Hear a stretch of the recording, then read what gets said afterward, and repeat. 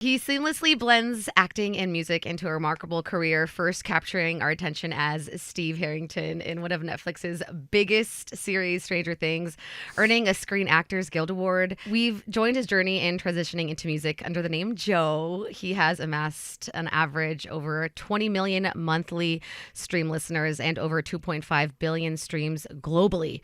We are anticipating the release of his third album, The Crux. His ability to connect with audiences worldwide make him a truly multifaceted talent. Joe. Yeah, that's nice of you. Well, that's your work. Whoa. Right? Isn't that cool? Yeah, thanks. How does that feel to hear that? You know, on to the next thing. You keep it coming, I guess. Just fun stuff, right? Fun, definitely fun. Very lucky to do all this cool stuff. So yeah. No, it's so true because and we've talked about it before, your family here and you, That's nice. you know, being able to go off on the screen, but then also follow another passion of yours, music. Not a lot of people get to do both and do well at both.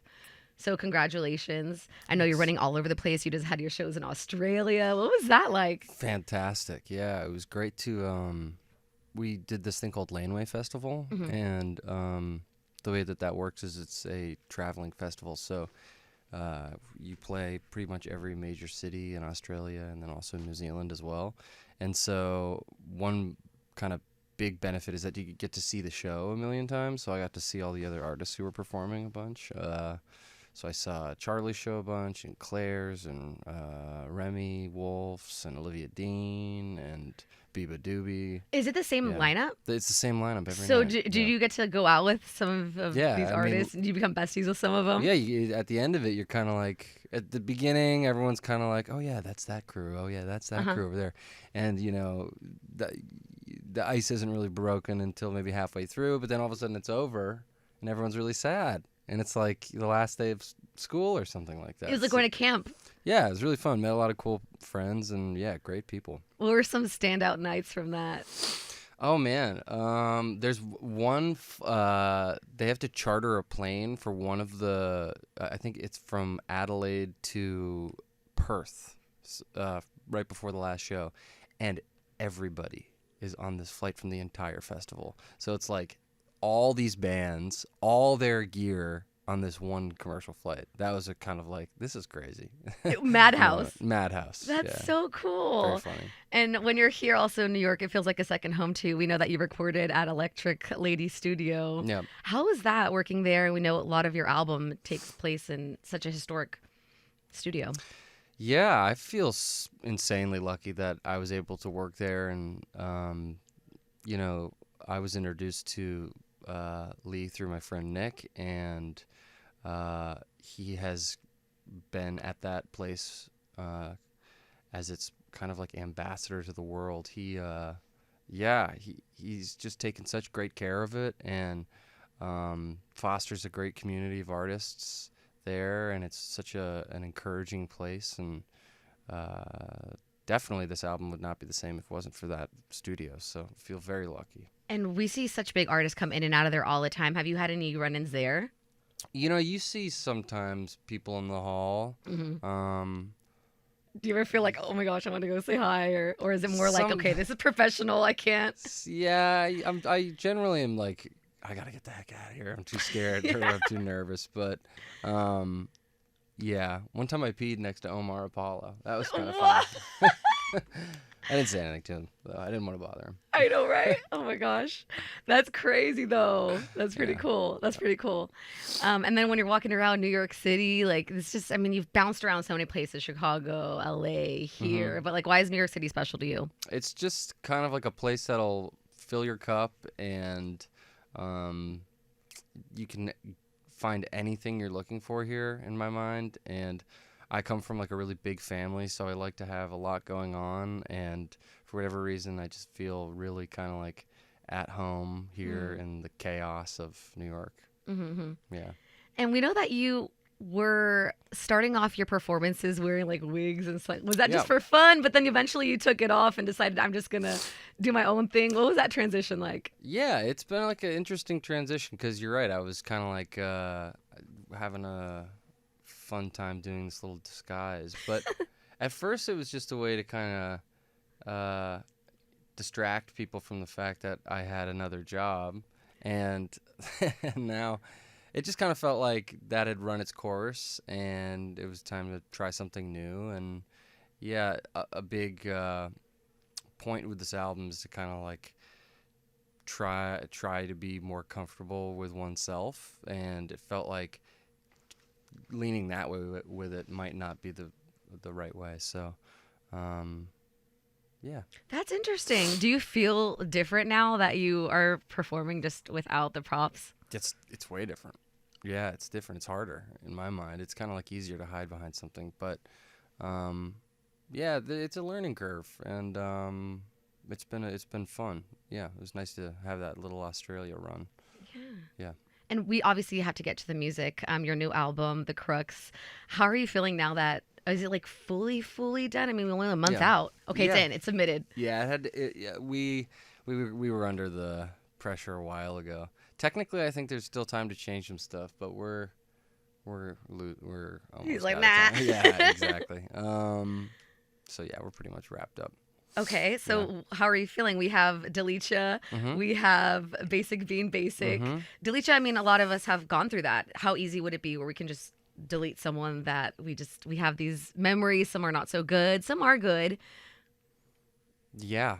Yeah, that song was kind of like a long fight for that song actually. It was a s- it was like a verse chorus that didn't include the chorus that actually made it into that song.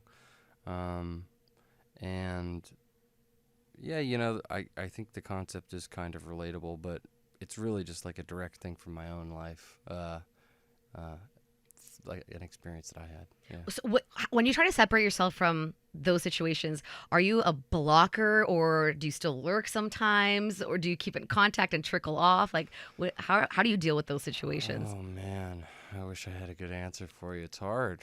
I don't know. It's hard. A little bit of both, I guess. Sometimes you try to fully ice it out, but you can't totally ice it out. People get curious. Um, so yeah.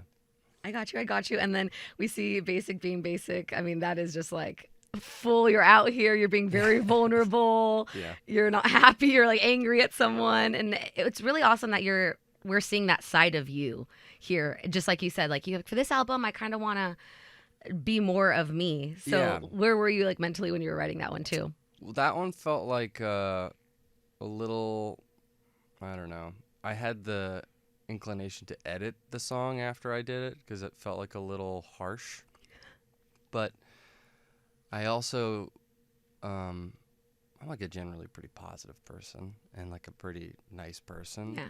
So it felt like also kind of an interesting flavor for the record to have in the grand scheme of things. So I think including it was just like an important thing for me.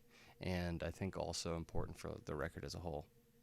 Well, it's interesting because we all have those sides, even though to the public or to people on the surface, we are, happy or we do try to be positive, but we also have those times where we'll close the door and we'll just be like, oh, so I'm proud of you for taking that step. That's not easy. That's nice of you. Yeah, I think, that's the way that I was feeling that day when I was writing that song. And, yeah, just felt important to include. hmm And people are always asking who your music is about. Do you tell people close to you? Do people ask you, is this about me? Do you reach out to people or do you kind of just leave it out there? I just kind of try to leave it out there. I'm sure people could probably figure it out, but I also think it's best if it's left a little loose so that people can apply their own meaning to it,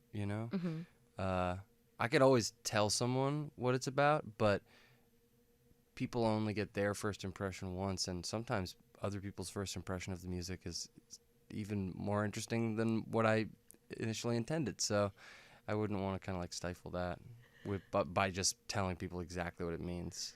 Like you see them dissecting and you're like, actually, That's sure. really interesting. Yeah. Yeah, exactly. Yeah. Cool.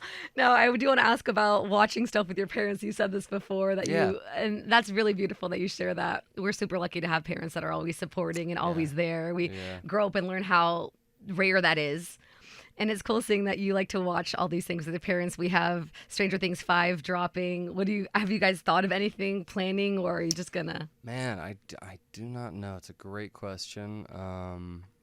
I My little nieces are getting old enough, but they're probably not quite old enough to watch that. That'll probably be too scary. But they know that you're a. I think they know I live in New York is pretty much all they know. I don't think they really get it. Maybe my oldest niece does. How old are they?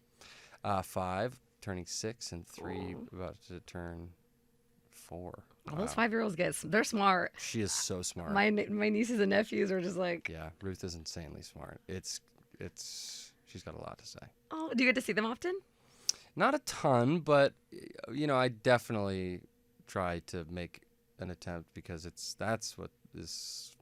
They're only going to be this age for a small It's amount so of hard time. living away from them. It's so hard. hard. Yeah. But it makes it time with them even that special. It does. I always yeah. overcompensate by buying all this stuff on TikTok Shop for them, just spoiling them, right? Yeah. We know that when you were little, you were a theater kid before film, Yeah. and TV. So do you ever think sometimes, because you do so much, and even performing on stage with your music, it's kind of a theater in itself. Have you ever thought of getting maybe into Broadway? Yeah, I would love to do something like that. Were you a Broadway fan?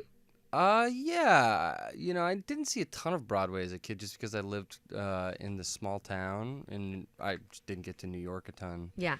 Would go down to Boston every once in a while. But yeah, I liked theater. I did plays. That was the first thing that was like the first live performance. What were some plays that you were in? Man, I did this play called Dirty Rotten Scoundrels when I was in high school. What part were you? Do you remember? I forget. It was the guy that Norbert Leo Butz played. I forget Freddie was the character's name. So you had lines and you were in there? And... I had lines. I'd love to do something like that. Maybe not necessarily a musical, but it'd be great to do. I just like to be creative, so it'd be fun to do something like that. Yeah. It'd be really fun. Okay. Have you thought of any ones that you would have a dream role in, or some that you love? No, I haven't gotten that far.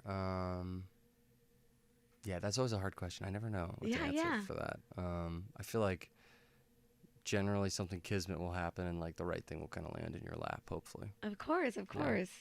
And then also, it's so cool that you're working with, and you've seen the cast from Stranger Things grow up. Oh, man. That's crazy to witness and watch. Yeah, definitely. And I'm so proud of your sister, Millie Bobby Brown. I mean, she's out here being very outspoken about how tough it's been for her to grow into a young adult, and that people have been weird, but she feels like, hey, I'm a young woman. I'm going to do what I want and be how I want. So what do you think when you see her standing up for herself? I just support her. I think that's great. And,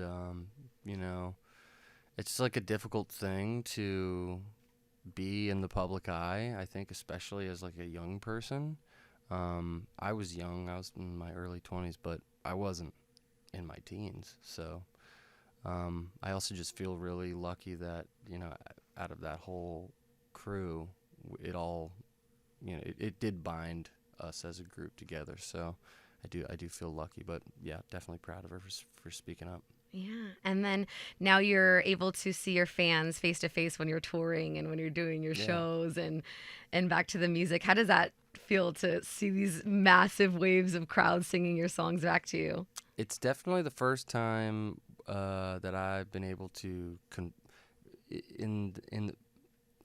what's the best way to say this? Like in the past, if something had done well, it was really difficult to tell if it's just like a number on a screen or something like that. But to play these shows and to actually hear people singing something back, or to even just connecting with the people in the audience, it's really cool to it makes everything feel a lot more real to me.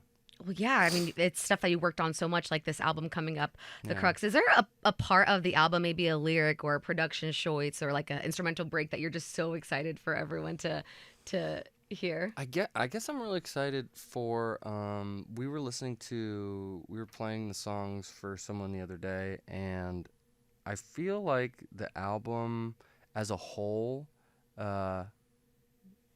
really just makes every song a little bit better. So it's kind of fun that people know these first 2 songs, but I'm really just excited for people to listen from the beginning till the end. I think that was the way that we made it. I'm like a big fan of records, and yeah, I'm really excited for people to enjoy the whole thing. We're so excited to hear it. We're so thankful that you decided to come back with us. Thank you for And in having this me. moment, how does it feel to be Joe? It feels great. I feel really lucky and pretty grateful and excited to just soak up this next few months, like these shows and the show coming out. Yeah, it'd be great. And we also have to thank all the people that have inspired you, obviously. Some that you've met already, some that you haven't yet. So I like to wrap up with this question. It's sometimes hard to answer. Okay. But when I asked Tate McRae, she said, Rihanna, if you could ask one celebrity or artist a question, who would it be and what would you ask? Man, I guess I would ask Jeff Lynne, the guy behind ELO. I think I would ask him why he chose to re-record his entire discography, because I think that is like a fun and crazy choice that he made, and he's one of my heroes, and I don't know, I just think it's a really interesting thing that he chose to do. I'm actually not familiar with that. You don't think it was like a Taylor situation where he wanted to... Yeah, I think he just redid it because he thought the fidelity that he recorded the project with at the time in the like mid 70s Sure. wasn't up to his, it didn't match his dreams, so he had to redo it. So he redid a whole album, maybe like I think in the... he redid multiple albums, didn't he? Oh. Yes, he redid multiple albums. No, I didn't know this. Yeah, it's pretty unbelievable.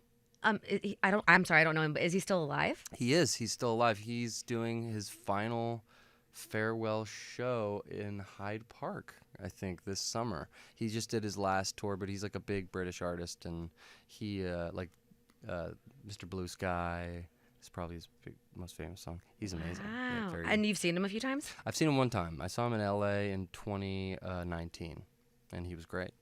And you haven't met him? Never met him. Okay, we have to put that out there then Yeah. and get him on the next album. Oh, yeah. Well, thank you so much. Congratulations Thank again you. on everything. We really appreciate you and can't wait for the album. Thanks so much for having me.